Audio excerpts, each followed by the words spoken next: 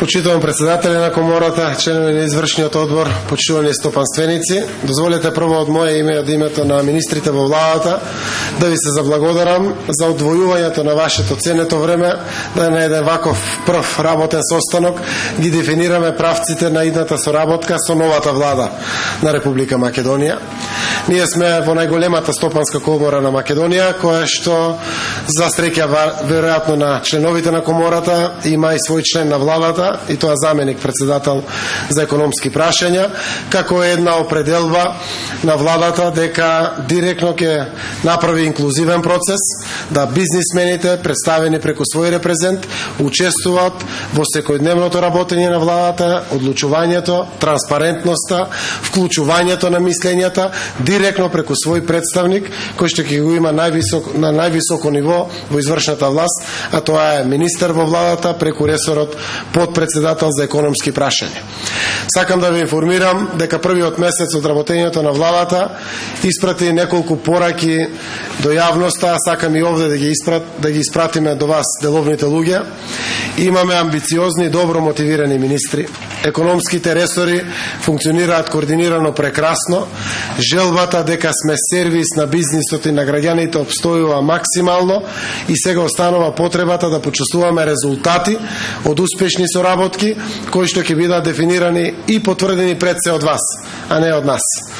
Во тој дел денеска сакам да искористам оваа прилика да кажам дека ние сме пред ребаланс на буџетот, но во секој можен момент се трудиме да реалоцираме макар денар повеќе од непродуктивни трошења кон делови на расходни ставки кои што значат поддршка на стопанството, плакање на заостанати обврски, но и потврдување на некои нови аспекти кои што меѓу другото Стопанската комора пример ги има во својата програма, а се составен дел и на владината програма.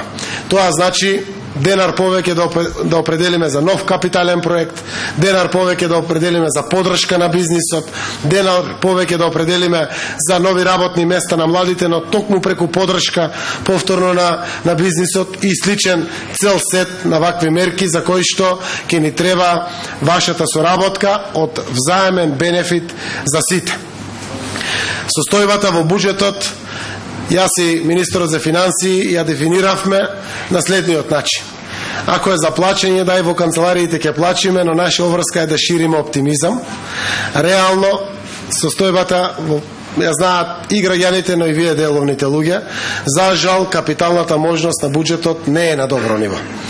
Но се трудиме преку рационализација на непродуктивните трошоци уште од сега да реалоцираме огромен дел во буџетот на она што значи капитален развој на буџетот. Не е тоа мисловна иминка, постои, повеќе зависи од политичките определби на мокните фигури во политичката извршна власт. Убедени сме дека доминира амбиент во владата, дека треба да продуцираме развој на стопанството ако сакаме да имаме економски раст, а со тоа и повеќе пари во буџетот, кои што треба да влезат во еден бесконечен процес на меѓусебно помагање. Нема економска иднина на државата без добра економска иднина на приватниот сектор. Тоа е дефинитивно присутно и кај практичарите во владата, и кај теоретичарите. И оние кои што работеле во бизнис секторот, но и оние кои што не работеле. Веројатно Стопанската комора целиот овој период беше премногу видлива, благодарение на сите ваши активности. Јас сум убеден дека тоа има силно влијание врз сеопштата перцепција дека мораме да дадеме силна поддршка на домашното стопанство и воопшто на стопанството, заради тоа што меѓу другото и странските фирми се регистрираат како домашни компании. Целта ќе ни биде да останат повеќе колку што може добивките овде, да се реинвестираат тие добивки, за да на еден начин имаме бенефиците како општество, пред се и граѓаните, но и бизнис секторот. Сакам денеска да искористам пораката на потреба од соработка со деловната заедница на владата. Владата нема да биде успешна ако не соработуваме со вас. И нема да биде успешна ако тоа како потреба за соработка остане само декларативно. Ке ни требате во делот на инклузивноста на процесот што предстои пред Република Македонија, буквално на неделна и на дневна основа, креирајќи заеднички политики и во делот на слушнувањето на вашиот глас, но и во делот на имплементирањето на програмите кои што постојат на ниво на Република Македонија. Ако сакаме да ги задржиме младите овде во Македонија, а тие да бидат се повеќе добар потенцијал за вашите потреби на пазарот на трудот и да имате се поголема можност, не можеме сами како влада тоа да го направиме без деловниот сектор.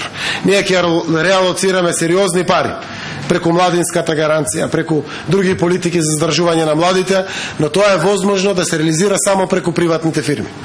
Што значи тоа? Младинската гаранција е една мерка која што Западна Европа ја употребува, а тоа значи алоцирање на средства во компаниите за обезбедување на плата на младите луѓе. Тие ќе добијат тренинг и ќе бидат трајно поподготвени практично за да се втурнат на пазарот на трудот, а бизнисмените веројатно како деловни луѓе ќе најдат ресурс кој што ќе може да биде продуктивно искористен во нивниот процес на делување во самата компанија, се со конечна цел да постигнеме неколку резултати. Тоа ќе значи веројатно и поддршка на деловната заедница и бизнис секторот и приватните компании, но за нас пред се ќе значи работни места за млади, ќе значи мотивација да останат овде тие млади луѓе, да создават овде семејства и слично.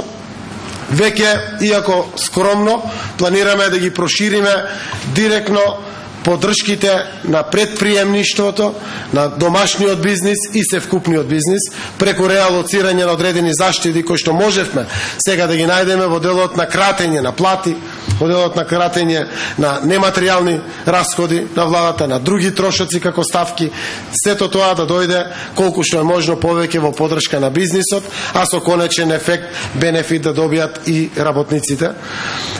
Сакам да испратам порака дека ќе отвориме една можност на посолидарно општество, без било како да влијае тоа негативно на деловната заедница. Но сите верувам дека сме убедени дека од нашиот профит определуваме одредена добивка и поприлично можеме да кажеме дека спаѓаме во оние кои што се постабилни во своето живење, како газди или како менаџери на самите фирми.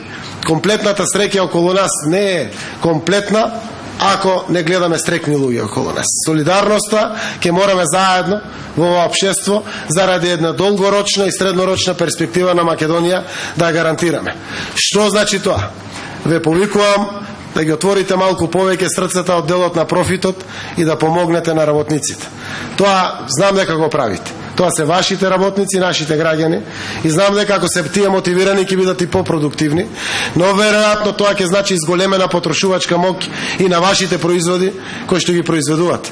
Циклусот е бесконечен и секој економист знае каков бенефит носи таквиот циклус. Ќе се обидеме да бидеме и секојдневна поддршка на компаниите во отстранување на оние макотрпни пречки кои што ги имате пред институциите кои што ние ги водиме. Регулативата ќе олеснеме до крај, согласно сугестиите од платформите и програмата кои што ги има Стопанската комора и стопанските комори во Република Македонија.